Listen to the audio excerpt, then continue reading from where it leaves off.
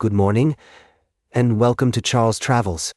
I'm your host, Charles, and I'm delighted to share with you another fascinating story from around the world.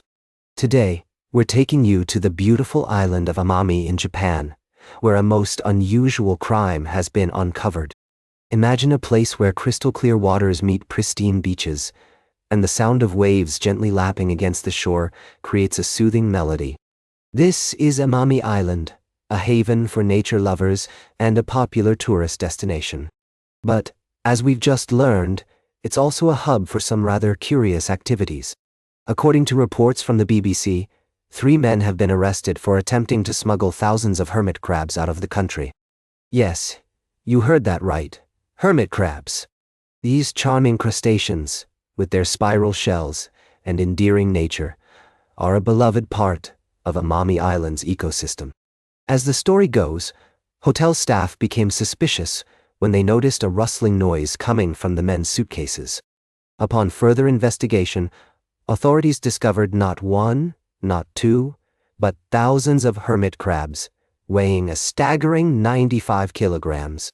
A third man was found to have an additional 65 kilograms of these crustaceans in another set of suitcases. Now, you might wonder why someone would attempt to steal such a large quantity of hermit crabs. The police are still investigating the motives behind this unusual crime, but it's clear that these creatures hold significant value, up to $820,000, or around 103 pounds sterling per crab. As we delve into this story, I'm reminded of the importance of preserving our natural treasures and respecting the delicate balance of ecosystems. Amami Island's hermit crabs are not just a quirky curiosity. They're an integral part of the island's biodiversity. As we explore the world through stories like these, we're constantly reminded of the intricate connections between people, places, and the environment. It's a fascinating web of relationships that weaves together to create the rich tapestry of human experience. We'll be right back with more fascinating travel adventures on Charles Travels. Welcome back to Charles Travels. As we continue our journey around the world, I'd like to take you to a place where the scent of sizzling meat and spices fills the air, and the sound of sizzling skewers is music to your ears. Today, we're heading to Peru, where a traditional dish has been tantalizing taste buds for centuries. Say hello to anticuchos, the Peruvian version of meat on a stick. As I delved into the history of this beloved snack, I discovered that its roots stretch back to Incan times, when llama meat was the protein of choice. The name anticuchos itself is derived from the Quechua language, with anti meaning east and cucho meaning cut, literally translating to cuts from the east. Over time, the dish evolved, and beef hearts became a staple, marinated in a mixture of vinegar, garlic, cumin, and the distinctive ají amarillo peppers. As I traveled through Peru, I had the opportunity to sample anticuchos at street-side stands and restaurants, each with its own unique twist. From classic beef heart to alpaca and llama meat, every bite was a testament to the country's rich culinary heritage. And it's not just Peruvians who have fallen in love with this dish. Anticuchos have gained popularity throughout Latin America, with variations popping up in countries like Argentina, Chile, and Colombia. If you're lucky enough to find yourself in Cusco, be sure to stop by Morena Peruvian Kitchen, where the alpaca anticuchos are a must-try. And for our listeners back home, don't worry. You can still experience the flavors of Peru without leaving your city. In Sydney, Calao offers a fascinating Japanese-Peruvian fusion take on anticuchos, while in Brisbane, Soko serves up delicious traditional versions. As I reflect on my own experiences with anticuchos, I'm reminded that sometimes the simplest ideas are the most profound.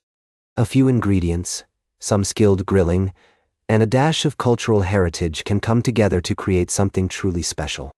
So, whether you're a foodie, a history buff, or simply someone who loves exploring new cultures, anticuchos are sure to capture your heart and your taste buds. Stay tuned for our final story of the day, right here on Charles Travels. Welcome back to Charles Travels. As we near the end of our journey together today, I'd like to take you on a fascinating detour into the world of science and discovery. You know, as a traveler, I'm always on the lookout for extraordinary stories that highlight human ingenuity and the wonders of our world. And what's more wondrous than turning lead into gold? Now, I know what you're thinking. This sounds like the stuff of medieval alchemy. But bear with me, because this is where things get really interesting. Scientists at CERN, the European Organization for Nuclear Research, have been working with the Large Hadron Collider, the world's most powerful particle accelerator, to smash subatomic particles together and manipulate lead's physical properties. And guess what?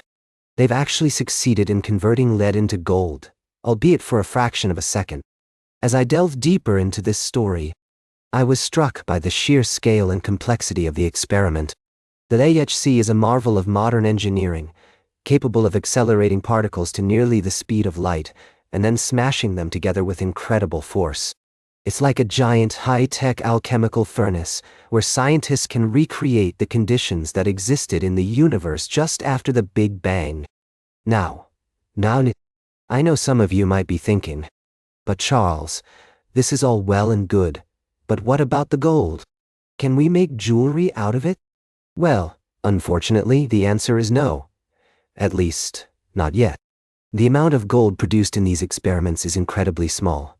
We're talking picograms here, trillions of times less than what you'd need to make a single piece of jewelry. But that's not really the point, is it? The scientists at CERN aren't trying to get rich quick. They're driven by a desire to understand the fundamental nature of matter and the universe.